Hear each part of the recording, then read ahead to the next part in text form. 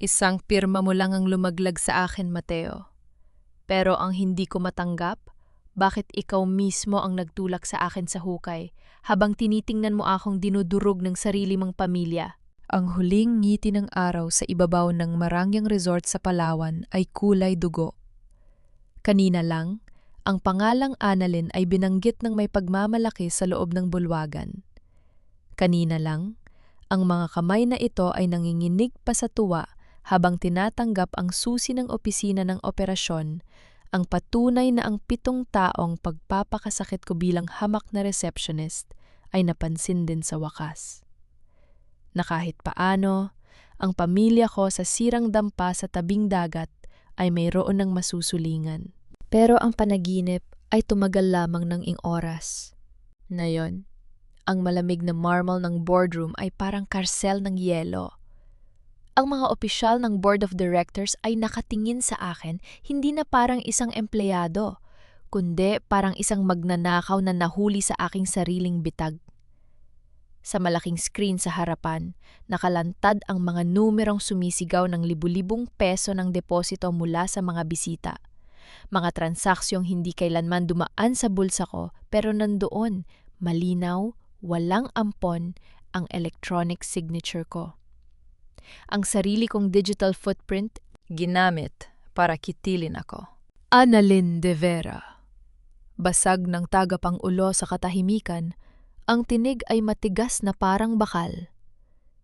Hindi namin akalain na ang pinagkatiwalaan ni Mateo ay siyang magnanakaw sa kaba ng resort na ito. Napalinggon ako kay Mateo. Si Mateo Arceo. Ang lalaking minsang umupo sa tabi ko sa break room habang umiiyak ako sa gutom. Ang lalaking bumulong na balang araw ay aalisin niya ako sa hirap. Nakatayo siya sa dulo ng mahabang mesa. Ang mukha niya ay blanko, walang emosyon. Pero nakita ko ang pang-ininig sa gilid ng panga niya. Hinihintay ko siyang magsalita. Hinihintay ko siyang sabihin sa kanila na gabing-gabi akong nagtatrabaho dito habang ang iba ay natutulog. Na hinding-hindi ko magagawa iyon sa pamilya ko, sa dangal ko. Pero nanatili siyang tahimik. At sa katahimikan na yon, kinuha niya ang isang dokumento mula sa ibabaw ng mesa. Ipinapasa ko ang desisyon sa board, ani Mateo. Ang boses niya ay malamig, walang bakas ng init ng taong minsan kong nakilala. Bilang pangunahing tagapamahala, sinuspinde ko si Annalyn de Vera nang walang pasubali at inaatasan ko siyang lisanin ang compound ng staff house bago lumubog ang araw. Parang may humatak sa sahig sa ilalim ng mga paa ko. Ang hangin sa silid ay parang naging bubog na pumasok sa lalamunan ko. Sila ba ang nag-utos sa kanya? O pinili niya akong isuko para iligtas ang sarili niyang pangalan sa pamilya Arceo? Wala akong narinig, kundi ang sarili kong hininga na nag-aagawan. Walang luha. Dahil ang labis na sakit ay hindi na umiiyak. Ito ay pumapatay sa bawat hibla ng boses sa loob mo. Hindi ako yumuko. Kahit naramdaman ko ang libu-libong matulis na tingin ng mga taong kasama ko sa trabaho kahapon lamang, dahan-dahan kong tinanggal ang ID badge na nakasabit sa dibdib ko. Ang ID na may letrang manager na ilang oras pa lang ang tanda at marahas itong inihagis sa gitna ng mahogany table. Tumalbog ito ng malakas, lumiha ng ingay na bumasag sa wad na katahimikan ng silid. Hindi ko kinuha ang piso nila. Ang boses ko ay basag pero matatag, pumundasyon sa bawat sulok ng silid. Pero mas kawawa kayo. Binili niyo ang katahimikan niya, pero hinding-hindi niyo kailanman mabibili ang danggal ko. Tumalikod ako nang hindi na naghintay ng sagot. Nagmartsa ako palabas ng boardroom habang ang bawat hakbang ko ay sinasabayan ng bulung-bulungan at tawanan ng mga ingrata sa labas. Lumabas ako sa hardin ng resort kung saan ang mga turista ay nagtatawanan pa rin. Walang kamuwang-muwang sa kinauupuan nila ng isang tao ay pinatay ng buhay sa loob. Nang makalabas ako sa mabigat na bakal na tarangkahan ng Arceo Resort, ang huling sinag ng araw ay tuluyan ng lumubog sa likod ng dagat. Madilim na. At sa sandaling yon, habang naglalakad ako sa putik ng daan pabalik sa amin, tumunog ang lumang cellphone sa bulsa ko. Tiningnan ko ang screen, pangalan ng ospital sa bayan, Binibining de Vera. Ang bungad ng nurse, ang boses ay walang kapares na lamig. Kailangan ninyong pumunta rito ngayon din. Ang kapatid ninyo, tinanggalan na ng karapatan sa vocational scholarship dahil hindi nabayaran ang matrikula ngayong buwan. At ang nanay ninyo ay hinimatay ulit. Nanginig ang mga kamay ko. Ang lupa sa ilalim ng mga paa ko ay parang biglang bumigay. Malamig ang hangin dagat nang marating ko ang bukanan ng nayon. Ang aming dampa ay nakatayo sa gilid ng putikan, kung saan ang mga alon ay sumasalpok sa mga sirang haligi na gawa sa kawayan. Sa loob, ang tanging liwanag ay nagmumula sa nag-iisang bumbilya na kumikislap-kislap dahil sa mahinang kuryente. Si inay ay nakahiga sa banig sa sulok. Ang hininga ay mabigat at hikahos. Si Kiko, ang nakababata kong kapatid, ay nakaluhod sa tabi niya, hawak ang nanginginig na kamay ng aming ina habang nakatitig sa lumang sobre ng paaralan na nakapatong sa mesa. "Nanay?" Bulong ko habang mabilis na lumapit at hinaplos ang malamig niyang noo. Minulat ni inay ang kanyang mga mata, maputla at malalim ang hukay. Pilit siyang mumiti. Ang ngiting yon na pamilyar sa akin sa buong buhay ko. Ang ngiti ng isang ina na handang magtago ng gutom, maibigay lang ang kanin sa mga anak.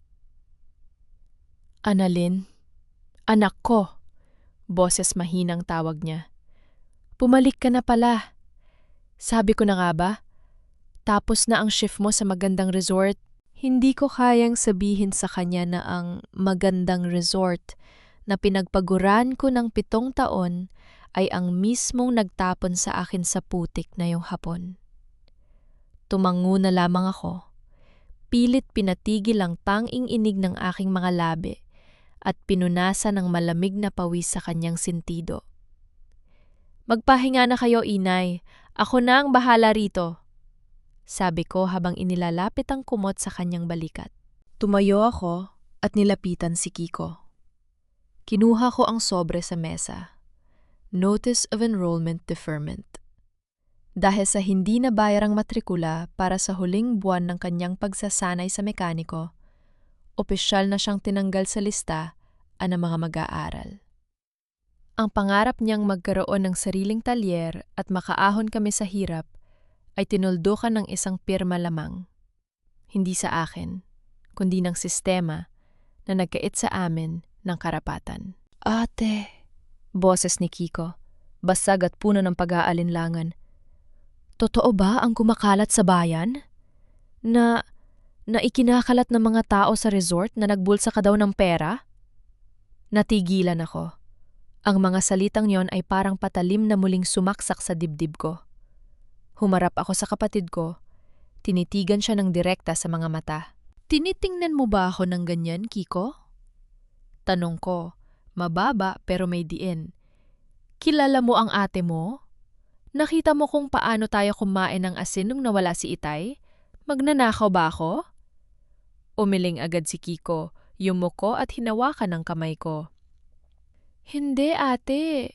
Kilala kita. Sadyang masakit lang marinig kanina habang nandoon ako sa palengke. Pinag-usapan ka nila Aling Martha. Sabi nila, lumaki ang ulo mo kaya ka nadali ng batas." Sa labas ng dingding na yero, narinig ko ang pamilyar na boses ng aming kapitbahay. Si Aling Martha, na sadyang nilakasan ng pagsasalita habang naglalakad sa makipot na daan. "Ay akuha! Akala ko ba naman kung sino nang umasenso ang pamilya de Vera? Ayun, sinipa rin palang palabas dahil sa pagnanahaw. Ay nako, ang mga mahirap talaga. Kapag binigyan ng kapangyarihan, magnanahaw din ng bagsak." Ang mga salitang iyon ay lumusot sa manipis na dingding, malinaw na sinadya upang saktan kami. Naramdaman ko ang pag-init ng mukha ko, hindi dahil sa hiya, kundi dahil sa matinding galit na bumukal mula sa kaibuturan ng aking pagkatao. Ito ang tinatawag nilang hiya. Ang ipahiya ka sa harap ng buong komunidad para mawalan ka ng karapatang magsalita, para yumuko ka habang buhay. Pero sa gabing ito, napagpasyahan ko. Hindi na ako yuyuko. Habang abala si Kiko sa pag-aalaga kay inay, dahan-dahan akong lumakad patungo sa lumang aparador sa sulok ng kusina. Doon, sa ilalim ng mga bunton ng lumang damit na pagmamay-ari ng aking ama, nakalagay ang kahon ng mga alaala na iniwan niya bago siya pumanaw sa 15 taon na ang nakararaan. Binuksan ko ang kahon. Amoy alat dagat at lumang papel ang sumalubong sa akin. Hinalongkat ko ang ilalim nito. Mga lumang litrato, lisensya sa pang-ingsda na binawi ng pamahalaan noon, at isang kulay kape na sobre na may tatak ng Arceo Corporation. Nang buksan ko ang sobre, bumagsak ang isang lumang dokumento at isang maliit na diary na balot ng lumang plastik. Binuklat ko ang unang pahina ng diary. Ang sulat kamay ni Itay ay pamilyar, medyo nanginginig pero matigas. Kung nababasa mo ito, anak, ibig sabihin ay nakuha na nila ang gusto nila. Ang dagat na ito ay hindi sa atin, kundi sa papel. Pero sa dugo natin ito nakauhit. Huwag kang magtitiwala sa mga taong may malinis na kamay, dahil ang yaman nila ay galing sa dumi ng ating pawis. Napakurap ako. May nahulog na maliit na papel mula sa mga pahian nito. Isang lumang resibo ng transaksyong pinansyal na may petsa 20 taon na ang nakararaan, kung saan nakapirma ang pangalan ng mismong ama ni Mateo, Don Ricardo Arceo. At sa tabi nito, ang pangalan ng aking ama bilang testigong pilit pinatahimik. May kaugnayan ang nakaraan sa kasalukuyan. Ang ginawa nilang pagpapatalsik sa akin ngayon ay hindi basta insidente ng pagnanakaw. Isa itong hakbang para takpan ng isang mas malaking sikreto na nagsimula pa nung panahong bata pa ako.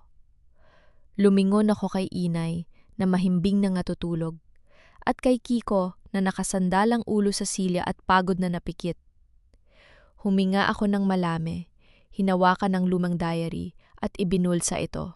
Hindi ako nag-iisa sa laban na ito. Kasama ko ang multo ng aking ama at ang katotohanang pilit nilang ibinaon sa ilalim ng buhangin. Umaga sa tabing dagat ay hindi sumasalubong sa amin ng kapayapaan, kundi ng amoy ng maalat na hangin at usok ng kahoy mula sa pugon ng kapitbahay. Pagkatapos ng gabing halos walang tulog, nagsuot ako ng lumang t-shirt at itim na pantalon, tinali ng mahigpit ang aking buhok, at isinuot ang sombrero ng aking ama. Hindi ako pwedeng magkulong sa dampa habang ang pamilya ko ay nagugutom at ang pangalan ko ay nilalait sa bawat kanto ng nayon. Ang destinasyon ko ay ang likurang bahagi ng Arceo Resort, ang service gate, kung saan pumapasok ang mga kargamento, basurahan at ang mga manggagawang walang pangalan. Dito, malayo sa mga turistang naglalakad sa puting buhangin at nag-asang gras, nagaganap ang totoong buhay ng marangyang imperyong iyon. Habang naglalakad ako sa gilid ng kalsadang lupa, natanaw ko ang isang pamilyar na karinderya sa tapat ng service entrance. Pag-aari ito ni Aling Rosa, isang matandang babae na kilala sa pagtitinda ng mainit na kape at pritong saging para sa mga trabahador ng resort bago sila magsimula ng 6:00 ng umaga. Annalyn? Gulat na boses ni Aling Rosa habang pinupunasan ang mesa ng basahan. Agad siyang luminga sa paligid na parang natatakot na may makakita sa aming dalawa. Diyos ko, Iya, bakit nandito ka pa? Sabi nila ay pinapa-blacklist ka na ni Don Ricardo sa buong bayan. Umupo ako sa silya sa pinakasulok, malayo sa daanan ng mga taong nagmamadali papasok sa gate. Wala akong kasalanan, Aling Rosa. at alam ko na may alam kayo sa mga nangyayari rito. Nagbago ang mukha ng matanda. Nilagpasan niya ako para magsalin ng mainit na kape sa isang basong plastik at inilapag ito sa harap ko ng may nanginginig na kamay. Huwag mo nang ungkatin, Annalyn. Bulong niya, mababa at nanginginig ang boses. Ang mga taong tulad natin, kapag kinalaban ng mga Arceo, para tayong lang, gam na apakan lang. Nakita mo ba ang mga truck na pumasok kagabi kahit may bagyo? Hindi yun mga turista. Mga tambol ng chemical mula sa bagong plantang itinatayo nila sa kabilang bundok. Nang unot ang noko. Chemical? Sabi sa mga dokumento ng resort, eco-friendly ang operasyon nila. Puro kasinungalingan! Nanginginig na giit ni Aling Rosa, saka tumingin ng diretsyo sa mga mata ko. Kaya pala nagkasakit ang ilang manggagawa sa laundry at maintenance department. Mga pantal sa balat, pagdurugo ng ilong, ubo na hindi gumagaling. Nung una, binigyan sila ng pera para tumahimik. Pero nung dumami na, abay bigla na lang silang tinanggal at pinagbanta ang kakasuhan ko magsasalita. Isang piraso ng puzzle ang pumasok sa utak ko. Ang mga resibo at reseta ng gamot na nakita ko sa mga nakaraang araw, hindi yon para sa personal na karamdaman ng sinuman sa pamilya, kundi para sa mga manggagawang nalason ng mismong tubig mula sa sistema ng resort. Kaya pala, bulong ko sa sarili. Kaya pala kailangan nila ng pondo na hindi dumadaan sa opisyal na audit ng korporasyon. Oh, Annalyn! Dagdag ni Aling Rosa habang lumalapit. At ang masama pa nito, narinig ko mula sa isang kusinero na si Sofia Arceo, ang anak na babae ni Don Ricardo, ang nag-utos na ilabas ang pera mula sa account ng resort para ipambili ng gamot ng mga manggagawa para hindi lumabas ang balita sa media. Pero nang mabuking ng auditor ang malaking butas sa pondo, ikaw ang ginawa nilang panangga. Pakiramdam ko ay binuhusan ako ng malamig na tubig. Si Sofia, ang babaeng madalas kong tulungan sa mga dokumento at nagpapakitang tao na mabait sa mga empleyado. Siya ang gumamit ng digital signature ko sa system nang minsan niya akong pakiusap ang buksan ng terminal ko habang nag-aayos ako ng mga bulaklak sa VIP lounge nung nakaraang buwan. Isang simpleng pabor na naging bitag pala ng kamatayan ko. Pero nasaan si Mateo? Tanong ko. Ang boses ko ay bahagyang pumiyok. Hindi ba alam ni Mateo ang ginawa ng kapatid niya? Napabuntong hininga si Aling Rosa at umiling. Si Sir Mateo? Hetong masakit, Annalyn. Siya ang nag-apruba ng suspensyon mo, hindi ba? Kahit alam niyang si Sofia ang may kagagawan, si Don Ricardo ang nagbanta na ipatapon si Mateo palayo sa Maynala kapag pinagtanggol ka niya. Pinili niya ang pamilya niya kaysa sayo. Ang pangalan ni Mateo ay parang latigo na muli kong naramdaman ng hapdi.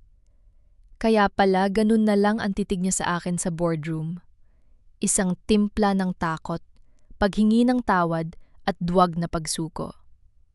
Pinili niyang iligtas ang sarili at ang kapatid niya sa pamamagitan ng pagdurog sa akin. Isang putok ng busina ng itim na SUV ang gumulantang sa amin mula sa service gate. Sabay kaming napalingon ni Aling Rosa. Bumukas ang pinto ng kotse at bumaba doon si Sofia Arceo, suot ang mamahaling sunglasses at designer clothes, kasama ang 2 gwardiya na pumasok sa loob ng gusali ng mga tauhan. Tumayo ako mula sa aking kinauupuan, ibinaba ang baso ng kape at hinawakan ng mahigpit ang bulsa kung saan naroon ang lumang diary ng aking ama. Tapos na ang pagiging sulud-sunuran ko. Kung akala nila ay tahimik akong magpapalamon sa sistema nila, nagkakamali sila. Saan ka pupunta, Annalyn? Pigil ni Aling Rosa nang makita akong humakbang palabas ng karinderya patungo sa service gate ng resort.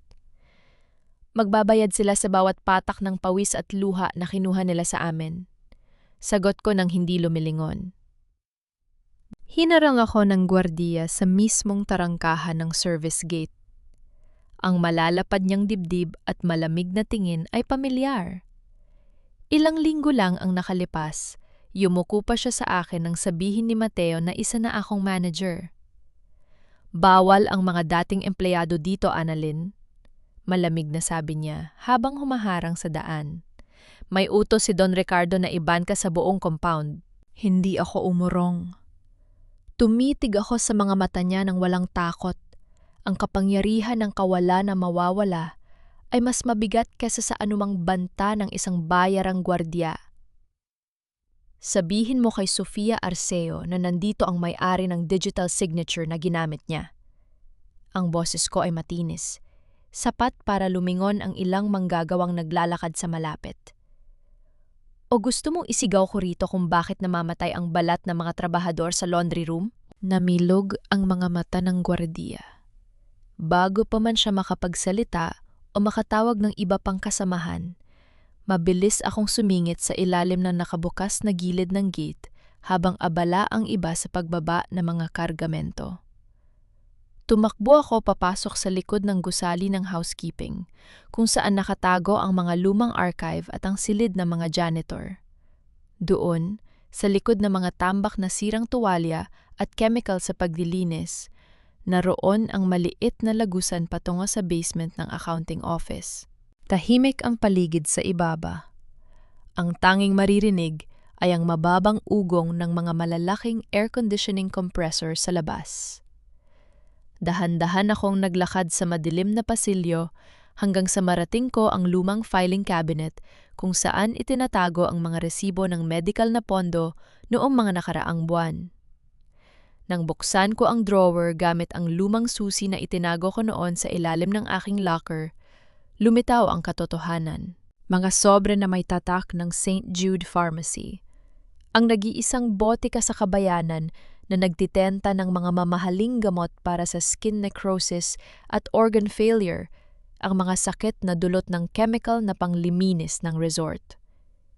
Sa bawat sobre, may nakalakip na resibo at ang pangalan ng mga manggagawang pinyatahimik sa pamamagitan ng kakaunting tulong pinansyal. At sa ibabang bahagi ng bawat resibo, nakasulat ang kamay ni Sofia Arceo. Charge to Operations Account, authorized by System Key number 049. Key number 049. Ang system key na pagmamayari ko. Kaya pala madali para sa kanila na isisi sa akin ang lahat. Para sa mga auditor ng punong tanggapan sa Maynila, ang pangalan ko ang nakatatak sa bawat transaksyon ng pondo ng paggagamot na yon. Ginawa nila akong isang wad na pilantropo gamit ang pera ng resort, habang ang tunay na may sala ay nagtatago sa likod ng apelidong Arceo. Ang tapang mo namang bumalik, Annalyn. Isang boses ang bumasag sa katahimikan ng basement. Napalingon ako ng mabilis. Si Sofia Arceo ay nakatayo sa bukana ng pasilyo, nakataas ang isang kilay, suot ang mamahaling puting blazer. Walang kasama. Ang mga mata niya ay may halong inis at pagkaalarma, pero higit sa lahat, mayroon itong paghamak. Sofia! Tawag ko sa pangalan niya ng walang galang. Isinara ko ang drawer ng dahan-dahan at humarap sa kanya. Hindi ko akalain na ang isang taong may-ari ng kalahati ng isla ay magnanakaw din pala. Magnanakaw ng pirma at dignidad ng iba. Namumula ang mukha ni Sofia sa sinabi ko. Humakbang siya palapit. Ang mga takong ng sapatos niya ay tumutunog sa sementadong sahig. Wala kang alam, Annalyn! Sigaw niya, nawala na ng poise. Kung hindi dahil sa kapabayaan ng mga manggagawang yon sa wastewater treatment plant, hindi magkakaganon ang sistema. Pinilit kong ayusin ang gulo nang hindi nalalaman ni Papa. Dahil kung nalaman niya, baka pinatay na silang lahat o itinapon sa dagat. Ginagamit ko lang ang sistema mo dahil ikaw ang may pinakamababang tsansang pag-isipan ng masama. At kaya mo akong isinakripisyo? Ganti ko. Lumapit din sa kanya hanggang sa ilang pulgada na lang ang layo namin. Kaya mo akong tapakan at hayaang mawala ng dagal para lang pagtakpan ang kapabayaan ninyo? Trabaho mo lang ang nawala, Annalyn, Pera lang yon, sigaw ni Sofia habang nanginginig ang mga daliri. Kung hindi ka tumigil sa kaiimbestiga, buhay nating dalawa ang mawawala. Hindi mo kilala si Papa ko. Kilala ko ang pamilya ninyo, Sofia. Ang boses ko ay bumaba, naging yelo sa lamig. At ngayong alam ko na ang totoo, hinding-hindi na kayo makakalusot. Itinaas ko ang isa sa mga soble sa harap ng mukha niya. Nanlaki ang mga mata niya, akmang aagawin ito, pero mabilis kong iniwas at ibinulsa. Bago pa man siya makasigaw para tumawag ng gwardiya, isang anino ang lumitaw sa likuran niya. Si Mateo. Nakatayo siya doon, madilim ang mukha, at ang mga mata ay nakatingin sa aming dalawa na puno ng hapes at babala. Tama na, Sofia. Ang tinig ni Mateo ay mababa, halos pabulong pero may kakaibang bigat na nagpatigil sa kapatid niya sa pag-atake sa akin.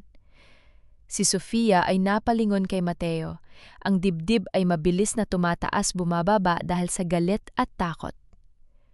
Mateo, kinakampihan mo ba ang babaeng ito? Bulyaw ni Sofia, nanginginig ang boses. Nakita mo ba ang hawak niya? Gusto niya tayong pabagsakin. Gusto niyang malaman ni Papa ang ginawa natin sa pondo. Hindi sumagot si Mateo agad. Dahan-dahan siyang lumapit sa amin. Ang mga mata ay nakatutok ng diretso sa akin. May basang pawis sa noo niya, at ang barong na suot niya ay lukot-lukot na para bang galing siya sa isang mahabang gabi ng pagtatalo at kawalan ng tulugan. Umalis ka muna, Sofia. Utos ni Mateo, mahinahon pero hindi pwedeng suwayan. Iwan mo kami rito ni Annalyn. Ako ang bahala rito. Pero, kuya, sabi ko, umalis ka! Ang boses ni Mateo ay bahagyang tumaas, sapat para manginig si Sofia. Sa huli, binalingan ako ng kapatid niya ng isang tingin na nagbabanta ng kamatayan bago padabog na tumalikod at mabilis na naglakad palayo sa madilim na pasilyo. Nang marinig namin ang pagsara ng pinto sa itaas, ang tanging naiwan sa basement ay ang mabigat na hininga naming dalawa. Humarap sa akin si Mateo. Inabot niya ang kamay ko na para bang gusto niya akong hawakan. Pero mabilis kong iniwas at umatras ng isang hakbang. Ang galit sa loob ko ay hinaluan ng matinding pagkadismaya. Bakit mo ginawa rito, Annalyn? Mahina niyang tanong. Basag ang tinig. Sinabi ko sa iyong mapanganib. Bakit hindi ka nalang umuwi sa inyo at nagtago ng ilang buwan tulad ng sinabi ko? Magtago? Nanginginig ang labi ko sa galit. Tumawa ako ng mapait.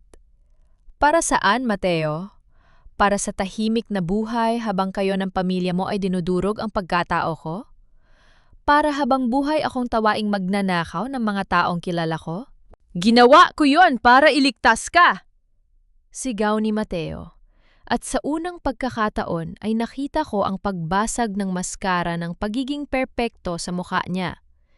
Hinawakan niya ang magkabilang balikat ko mahigpit. Halos masakit na. Hindi mo naiintindihan. Nang makita ko ang mga dokumentong yon sa mesa ni Papa, gusto kong lumaban. Pero alam mo ba ang sinabi niya sa akin? Kung hindi ko sariling kamay ang pipirma sa suspensyon mo, siya ang mismong magpapatalsik sa iyo. Hindi sa pamamagitan ng trabaho, kundi sa pamamagitan ng kulungan at kamatayan. Natigilan ako. Ang mga daliri niya sa balikat ko ay nanginginig. Kamatayan? Bulong ko. Ang mga taong nagpautang sa resort para sa proyektong ito ay hindi ordinaryong negosyante, Annalyn. Pahina ng pahinang tura ni Mateo. Ang mga mata niya ay puno ng takot na hindi ko kailanman nakita sa kanya noon. Mga sindikato sila mula sa Maynila. Kung nalaman nilang ginamit ni Sofia ang pondo para sa mga hampaslupang manggagawa sa halip na sa konstruksyon, pinatay na sana nila kaming magkakapatid. Pinili ko ang pinakamaliit na kasamaan. Ang saktan ka sa pamamagitan ng pagpapaalis sa'yo para mailigtas ang buhay mo.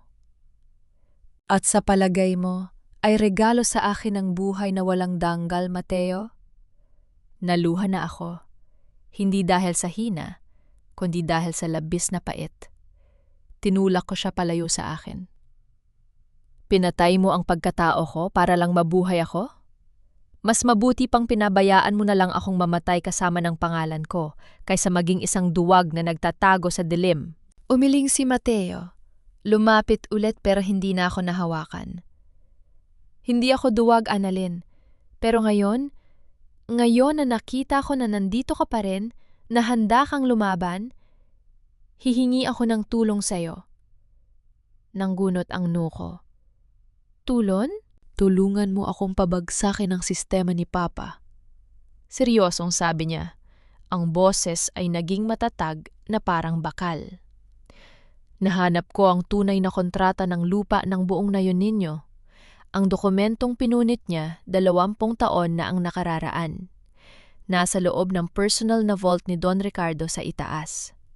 Kung makukuha natin yon bago dumating ang board meeting bukas, masisira ang buong imperyo niya. Tinitigan ko si Mateo ng matagal.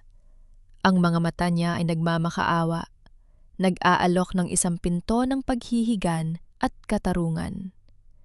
Pero ang tanong na nanatili sa aking isipan ay simple lang. Mapagkakatiwalaan ko ba ang lalaking minsang tumalikod sa akin nang kailangan ko siya?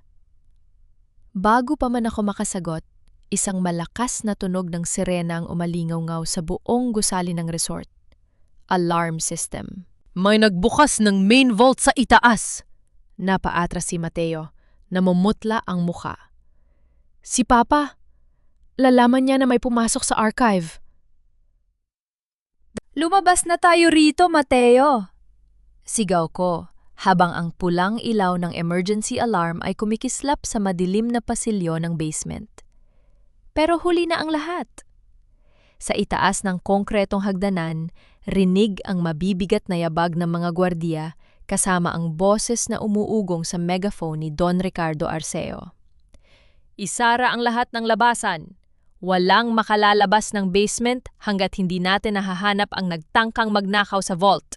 Hinarangan ni Mateo ang pinto ng service corridor gamit ang kanyang katawan, lumingon sa akin na may determinasyon sa mga mata. Dito ka dumaan. May lumang drain pipe sa likod ng stockroom na diretsyo sa pampang.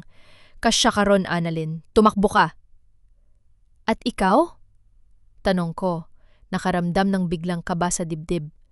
Paano ka? Sasabihin ko sa kanila na ako ang pumasok rito para hanapin ang mga dokumento.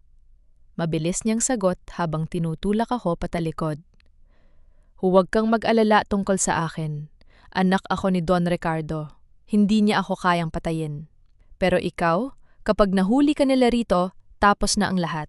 Nang inginig ang mga kamay ko. Gusto kong tumanggi. Gusto kong isumbat sa kanya ang bawat sakit na idinulot niya. Pero alam ko ang ibig sabihin ng huling tingin na yon.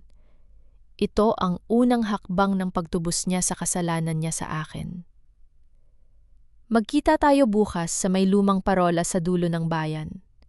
Bulong ko bago ako tumalikod at tumakbo patungo sa madilim na lagusan ng tubo. Nang makalabas ako sa pampang, basang-basa ng putik at pawis, ang hangin dagat ay sumalubong sa akin na parang hapdi ng latigo. Hindi ako umuwi sa dampa. Sa halip, tumakbo ako direkta sa lumang bangka ng aking ama na nakatago sa ilalim ng mga luntiang bakawan. Doon, sa ilalim ng upuan ng bangka na may double-bottom wooden panel, itinago ko ang huling piraso ng ebidensya, ang lumang diary at ang mga resibo na nakuha ko kanina. Nang buksan ko ang diary sa liwanag ng buwan na sumisilip sa mga ulap ng bagyo, may napansin akong isang pahina na nakadikit ng mahigpit sa likod ng pabalat. Nang dahan-dahan kong binakbak ang papel gamit ang aking kuko, isang maliit na susi at isang sulat kamay ang lumitaw. Ang susi ng safety deposit box sa bangko sa bayan. Doon nakalagay ang orihinal na titulo ng lupa ng buong nayon na ipinangako ni Don Ricardo bago niya ipapatay ang iyong ama. Parang binuhusan ng kumukulong tubig ang buong katawan ko. Hindi lang pala simpleng pandaraya sa kontrata ang ginawa ng pamilya Arceo. May dugo sa mga kamay ni Don Ricardo. Dugo ng aking sariling ama. Isang kidlat ang gumuhit sa madilim na kalangitan, sinundan ng malakas na kulog na nagpanginginig sa lupa. Tumayo ako sa tabi ng bangka, hinigpitan ng hawak sa susi, at tumitig sa marangyang liwanag ng Arceo Resort sa malayo na ngayon ay kumikinang sa gitna ng kadiliman ng dagat. Hindi na ako nag-iisa sa laban na ito. Hawak ko na ang susi na magpapabagsak sa buong kaharian nila. Mabilis na kumalat ang balita sa buong nayon ng mga mangingisda. Hindi na usap-usapan ang aking kaso bilang isang simpleng pagnanakaw. Ang hawak kong susi at ang mga pahina mula sa diary ng aking ama ang naging mitsa na nagpaalab sa damdamin ng mga taong matagal nang nagtimpi. Madaling araw noon ang magtipon-tipon ng mga kalalakihan at kababaihan sa harap ng maliit na kapilya sa tabing dagat. Ang mga mukha nila ay seryoso, iluminado lamang ng liwanag ng mga sulo na gawa sa kawayan at langis ng niyog. Annalyn, totoo ba ito? Tanong ng matandang kapitan ng nayon, si Catasio, habang nanginginig ang mga kamay na hawak ang kopya ng lumang kontrata na nagpapatunay na ang lupa ng aming komunidad ay legal na ipinagkaloob sa amin bago ito sa pilitang inangkin ng mga Arceo. Totoo po, Catasio. Sagot ko, nakatayo sa ibabaw ng lumang bangko upang marinig ng lahat. Ang boses ko ay matatag, walang bakas ng pangamba. 20 taon nila tayong pinaniwala na tayo ang umuupa sa sarili nating lupa. Pinatay nila si Itay para patahimikin ang katotohanan at ngayon, ginagamit nila ang resort para lasunin ang dagat na nagpakain sa atin sa loob ng ilang henerasyon. Isang malakas na bulong-bulungan ang umalingaw-ngaw sa karamihan. Ang takot na matagal nilang kinimkim ay unti-unting napalitan ng galit. Aggalit ng mga taong walang nawala, kundi ang kanilang danggal at kabuhayan. Hindi na tayo papayag! Sigaw ng isang mangingisda sa unahan. Ibalik sa atin ang dagat natin! Ibagsak ang mga Arceo! Sigaw ng iba pa. Naramdaman ko ang paghawak ni Kiko sa braso ko. May takot sa mga mata niya, pero meron ding pagmamalaki. Ate, kasama mo kami. Kung saan ka pupunta, susunod kami. Bago pa man kami makakilos patungo sa bayan, para iharap ang ebidensya sa pulisya at mamamayan, umalingaw-ungaw ang sunod-sunod na busina ng mga sasakyan sa bungad ng daan patungo sa aming nayon. 3 malalaking pickup truck ng pulis at 2 itim na SUV ng pamilya Arceo ang humaharurot palapit, nag-iiwan ng makapal na alikabok sa putikang daan. Bumukas ang pinto ng unahang sasakyan at bumaba doon si Don Ricardo Arceo mismo. Kahit may edad na, ang tindig niya ay naguutos ng takot. Ang mukha ay blangko at kasing lamig ng yelo. Kasunod niya ang ilang tauhan na may dalang mga pamalo at baril na nakasukbit sa tagiliran. Annalyn de Vera! Sigaw ni Don Ricardo gamit ang malakas na megaphone. Ang boses ay umalingaw-ngaw sa buong dalampasigan. Lumabas ka riyan! Nilalandas mo ang landas ng kapahamakan! Tumayo ako sa unahan ng karamihan. Hinarap siya ng walang takot, habang ang mga mangingisda ay humilera sa tabi ko. Hawak ang kanilang mga sagwan at lambat bilang panangga. Hindi na ako nagtatago, Don Ricardo. Sigaw ko pabalik. Humakbang palapit sa hangganan ng buhangin. Nandito ako para singilin kayo sa lahat ng ninakaw ninyo. Hindi lamang sa akin, kundi sa buong nayon na ito. Tumawa ng mapait ang matanda. Isang tawa na puno ng paghamak. Mga mangmang, sa tingin ninyo ba ay maniniwala ang hukuman sa mga lumang papel ng isang patay na mangingisda laban sa isang imperyong nagpapasahod sa buong lalawigang ito? Hulihin ang babaeng yan! Umabante ang mga pulis at tauhan ni Don Ricardo. Pero bago pa man nila mahawakan ang balikat ko, isang itim na kotse ang mabilis na humarurot at pumagitna sa aming dalawa. Bumukas ang pinto at bumaba si Mateo. Ang mukha niya ay may pasa sa kaliwang pisingi. Galing siguro sa galit ng kanyang ama ng gabing yon sa basement. Pero ang mga mata niya ay matalim at desidido. "Huwag kayong lalapit sa kanya, Itay." Ang boses ni Mateo ay matigas, umalingaw-ngaw sa buong dalampasigan. Namilog ang mga mata ni Don Ricardo sa gulat. "Mateo! Nababaliw ka na ba? Kinakalaban mo ang sarili mong pamilya para sa hamak na alilang ito?" "Hindi ko kalaban ng pamilya ko, Itay." Sagot ni Mateo habang dahan-dahang lumakad palapit sa akin at tumabi sa aking gilid, hinaharap ang kanyang ama. "Pinoprotektahan ko lang ang natitirang danggal ng apelidong Arceo bago mo pa ito tuluyang ibinaon sa putik." "Hayop ka!" sigaw ni Don Ricardo. Ang mukha ay namumula sa matinding galit habang itinuturo ang sarili niyang anak.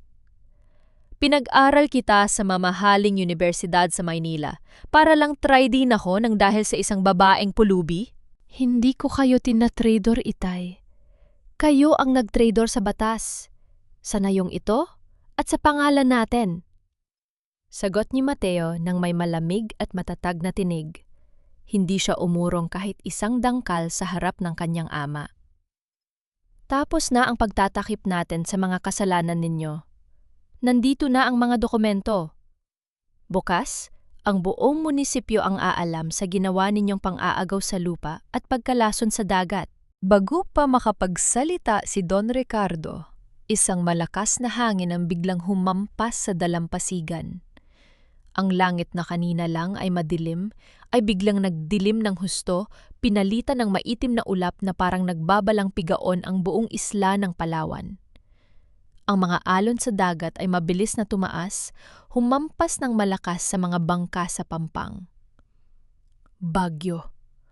Isang malakas na bagyong tropikal ang biglang dumating, lumihis sa inaasahang direksyon ng Pag-asa at direktang tumama sa baybayin ng Palawan.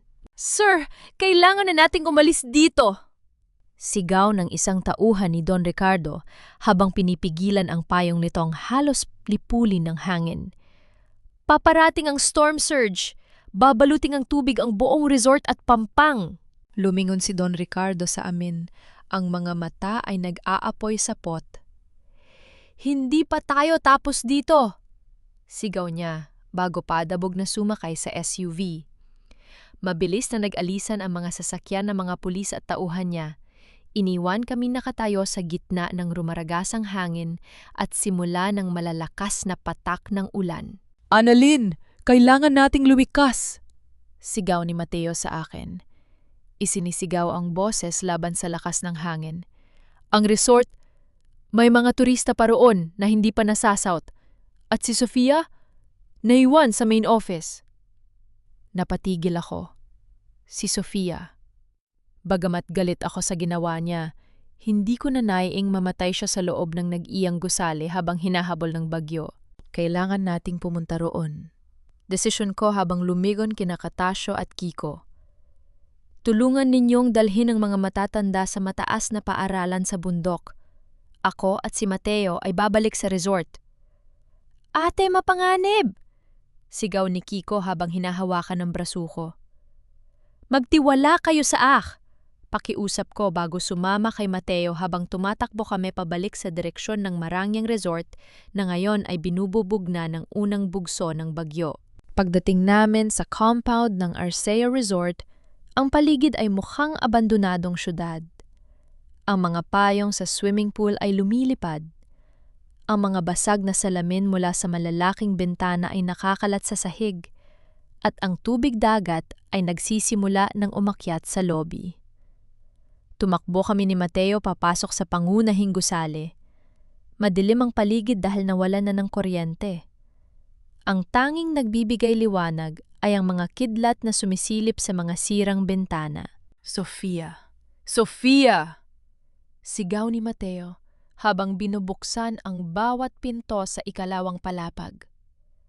Habang naghanap kami, narinig ko ang iyak ng isang tao mula sa accounting office.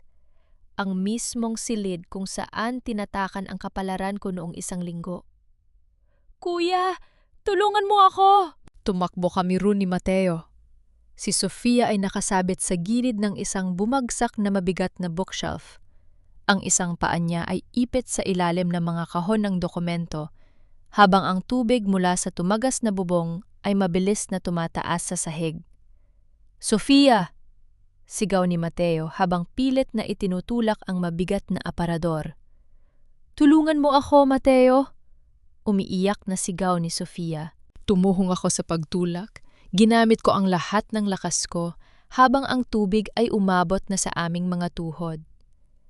Sa wakas, sa isang huling sigaw at puwersa, nabuhat namin ang aparador at nahila palabas ang paa ni Sofia. Hiningal kaming tatlo, nakaupo sa basang sahig, habang ang hangin ay patuloy na sumisigaw sa labas. Bakit ka bumalik dito, Sofia? Tanong ko seryoso habang nakatingin sa kanya. Umiiyak si Sofia, niyakap ang mga tuhod niya. Gusto kong sirain ang hard drive ng system. Gustong pabura ni Papa na masunog o malubog ang lahat ng ebidensya ng Sathay sa dagat. Pero hindi ko nagawa. Nandoon ang konsensya ko, Annalyn. Inabot ni Sofia ang isang basang flash drive mula sa bulsa ng kanyang jacket at iniabot sa akin. Nandito ang lahat. Ang duplicate ng video ng Sathay at ang listahan ng mga opisyal na tumanggap ng suhol. Kunin mo na bago pa makuha ni Papa. Kinuha ko ang flash drive at isinuksok ng mahigpit sa bulsa ko. Ngunit bago pa kami makatayo para lumikas patungo sa mas mataas na bahagi ng gusali, isang malakas na tunog ng pagguho ang umalingaw-ngaw sa itaas namin. Ang bubong ng pangunahing bulwagan ay tuluyang bumagsak, humarang sa tanging daan, pabalik sa hagdanan. Ang alingaw-ngaw ng pagbagsak ng bubong ay sinabayan ng pagsirit ng mga kable ng kuryente na nag-spark ng asul na liwanag sa gitna ng kadiliman. Ang nag-iisang daan pabalik sa itaas o palabas ng gusali ay naharangan ng naglalakihang tipak ng kongkreto, kahoy at nabasag na salamin. Harang na ang daan! Sigaw ni Mateo habang pilit na kinakaladkad ang isang mabigat na kahoy na humaharang sa aming daraanan. Ang mga kamay niya ay sugatan at duguon pero hindi siya tumigil sa pagtulak. Ang tubig sa loob ng lobby at pasilyo ay mabilis na tumataas, umabot na sa aming baywang. Ang bagsik ng bagyo sa labas ay humahagupit sa mga natitirang dingding ng resort. Pinipilit kaming lamunin ng kadiliman at dagat. Kuya, hindi na tayo makakalabas dito. Mamamatay tayo. Umiiyak na sigaw ni Sofia habang nakakapit ng mahigpit sa braso ni Mateo. Tumigil ka, Sofia! Huwag kang sumuko! Bulyaw ni Mateo, pagamat nakikita ko sa mga mata niya ang matinding pag-aalala. Lumingon siya sa akin. Annalyn, may isa pang daan. Ang maintenance hatch sa likod ng server room. Pero kailangan nating sirain ang pinto dahil nakalock ito sa pamamagitan ng electronic code. Wala na tayong kuryente. Paano natin bubuksan yon?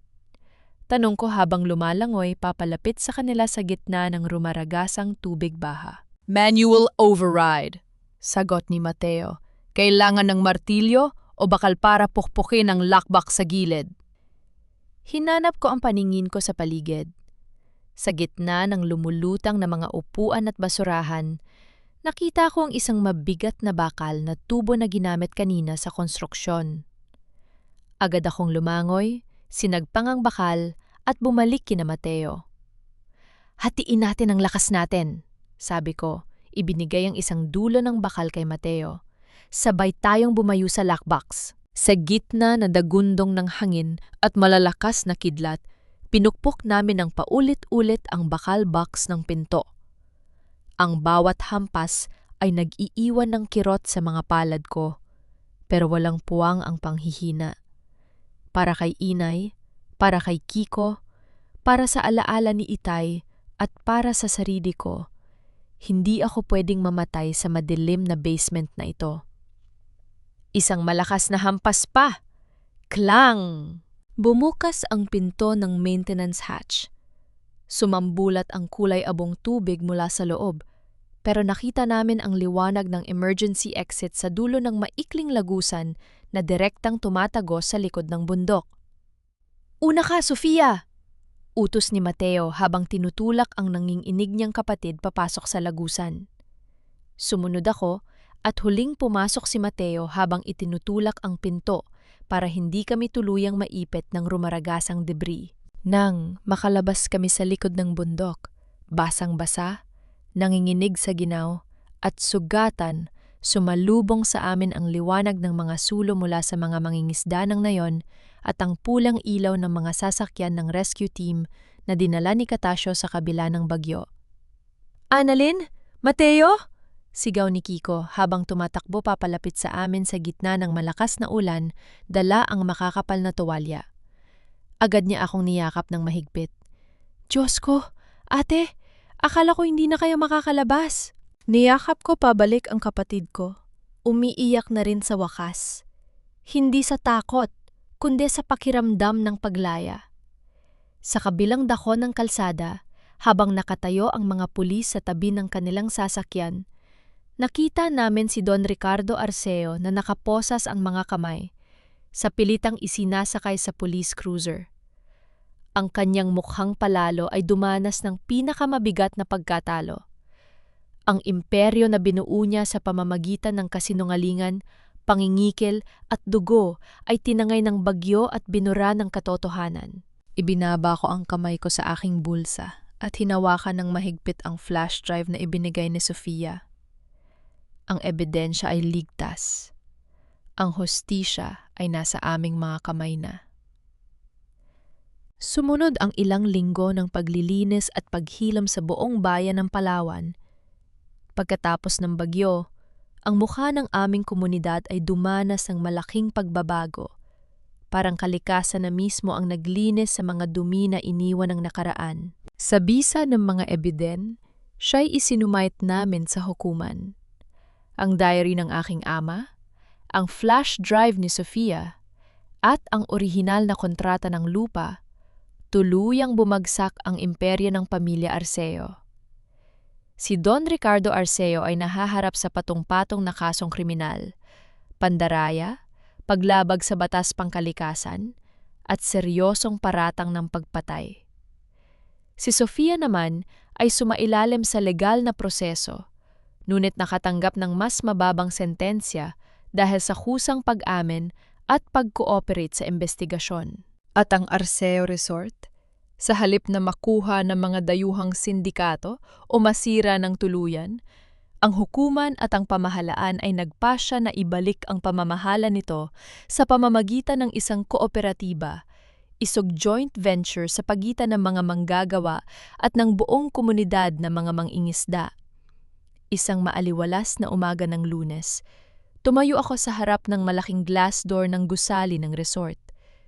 Ang pangalan sa itaas ay pinalitan na Palawan Community Eco Resort, at sa ibabaw ng aking dibdib, ang bagong ID badge ay kumikinang sa sinag ng araw. Walang halong pagpapanggap, walang bahid ng takot. Ang nakasulat doon ay malinaw. Annalyn De Vera, General Manager. "Ma'am Annalyn, handa na po ang boardroom para sa unang pagpupulong ng bagong kooperatiba." Ang magalang na boses ng dating kasamahan ko sa front desk ang gumising sa akin.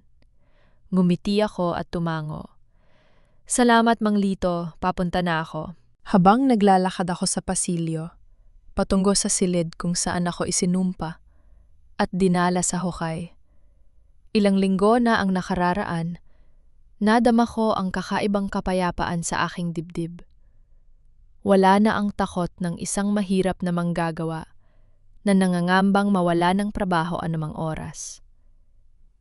Ang lugar na ito ay hindi na pag-aari ng mga taong yumaman sa pagyurak sa amin. Ito ay sa amin na, sa mga taong nagpawis at nagmahal sa lupa at dagat na ito. Pagbukas ko ng pinto ng boardroom, nakita ko ang mga kinatawan ng mga mangingisda, ang ilang dating manggagawa, at si Sofia na ngayon nakaupo sa isang sulok bilang tagapayo, nang walang kapangyarihan kundi ang tumulong sa pagtatama ng mga pagkakamali noon. At sa pinakadulo ng silid, malapit sa pintuan, nakatayo si Mateo.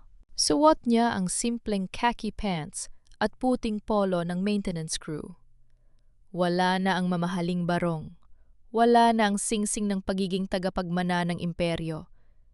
Ang mga kamay niya ay may mga galis pa rin mula sa pag-aayos ng mga tubo ng tubig sa resort nung nakaraang bagyo.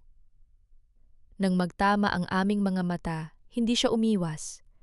Tumango siya ng may paggalang at bahagyang ngiti. Isang ngiti na hindi humihingi ng tawad, kundi nagpapakita ng pagtanggap sa kanyang bagong simula. Manager Annalyn, tawag ni Mateo habang dahan-dahang lumapit dalang isang folder ng mga ulat sa pasilidad. Naka-check na po ang wastewater treatment plant. Malinis na ang tubig. Wala nang chemical na dumadaloy sa dagat. Tinitigan ko siya ng matagal. Walang halong galit, walang pot. Ang tanging naramdaman ko ay ang paglaya ng isang pusong matagal na nakulong sa utang, na loob at maling pag-ibig. Magaling, Mateo. Sagot ko. Ang tinig ko ay matatag at profesional. Salamat sa ulat. I-file mo na sa opisina ko mamaya. Masusunod po. Sagot niya nang may paggalang, saka tumalikod at bumalik sa kanyang pwesto. Hindi kami nagmamadali. Walang pangako ng mabilis na pagpapatawad o muling pag-ibig na ibinigay sa gitna ng silid na iyon.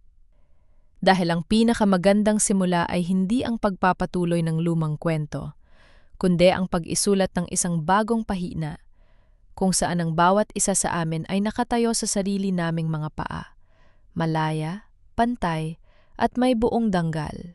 1 taon na ang lumipas mula ng gabing iyon, kung saan nilinis ng bagyo ang mga mansa sa aming bayan. Ang Palawan ay muling naging paraiso, hindi lamang sa mga turista na humahanga sa puting buhangin at lunti ang kagubatan nito, kundi sa aming sarili, ang mga taong tunay na nagmamay-ari ng lupa at dagat na ito. Ngayong umaga, ang buong komunidad ay nagtipon sa dulo ng baybayin para sa isang napakahalagang okasyon.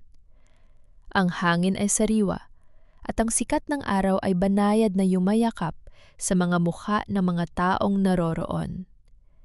Si Inay, na ngayoy malusog na at nakatayo ng tuwid, ay nakahawak sa braso ni Kiko na nakasuot na ng malinis na uniforme ng isang ganap na marine technician. Sa gitna ng pampang, sa mismong lugar kung saan itinatago ng aking ama ang kanyang lumang bangka noon, naroon ang isang bagong tayang bantayog at isang marmol na plaka.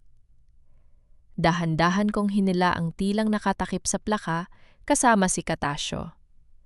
Sumambulat sa liwanag ng umaga ang mga letrang nakaukit sa bato. De Vera Marine Sanctuary, sa alaala ng mga nagmahal at nagtanggol sa dagat na ito. Ang hustisya ay hindi hiningi, ito ay pinaglaban. Napangiti ako habang pinagmamasdan ang pangalan ng aking ama na nakaukit ng walang hanggan sa ibabaw ng batong yon. Ang mga luha sa mga mata ni Inay ay hindi na dahil sa hirap o pait, kundi dahil sa wakas. Ang pangalan ng aming pamilya ay hindi na nakatali sa kahihiyan, kundi sa karangalan at tagumpay ng buong komunidad. Habang nagpapalakpakan ng mga tao, lumingon ako sa gilid ng santuwaryo. Nakatayo si Mateo doon, malayo sa mga tao, suot ang kanyang simpleng damit manggagawa. Hawak niya ang isang maliit na bungkos ng mga sariwang bulaklak dagat. Hindi siya lumapit sa unahan. Nirespeto niya ang espasyo namin. Ang araw na ito para sa pamilya ko at sa buong nayon. Pero nang magtama ang aming mga mata, humakbang siya palapit. Hindi bilang isang tagapagmana ng imperyo na naguutos, kundi bilang isang tao na natutong lumuhod, magtrabaho at magmahal ng tama. Magandang araw, Annalyn. Ang boses niya ay mahinahon, walang halong pag-aalinlangan. Magandang araw din, Mateo. Sagot ko, at sa unang pagkakataon sa loob ng napakahabang panahon, Pinigyan ko siya ng isang ngiti na walang dalang bigat ng nakaraan. Inilatag niya ang mga bulaklak sa paanan ng plaka ng aking ama. Yumuko ng bahagya bilang paggalang sa katumingin sa akin. Medyo malayo na ang narating natin mula doon sa huling hapon sa resort, ha? Bulong niya.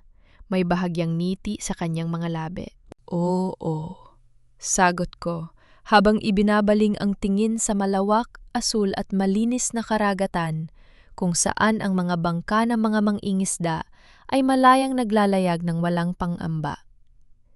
At sa pagkakataong ito, walang sinuman ang kailanman pwedeng magdikta kung paano namin hahatiin ang hangin at dagat namin.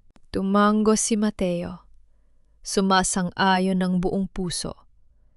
Hindi na namin kailangan pang magsalita ng marami. Ang pagitan namin ay puno ng pag-asa. Isag patunay na ang pag-ibig, tulad ng kalikasan, ay kailangang dumaan muna sa matinding bagyo bago mamukadkad ng may ganap na liwanag at kapayapaan. Hinarap ko ang dagat. Hinayaan ang hangin na abutin ang aking buhok. Hawak ko ang susi ng aking sariling kinabukasan at sa tabi ko, ang pamilya ko, ang komunidad ko, at ang buong mundo na naghihintay sa aming pag-ahon. Pamilya, dignidad, kalayaan.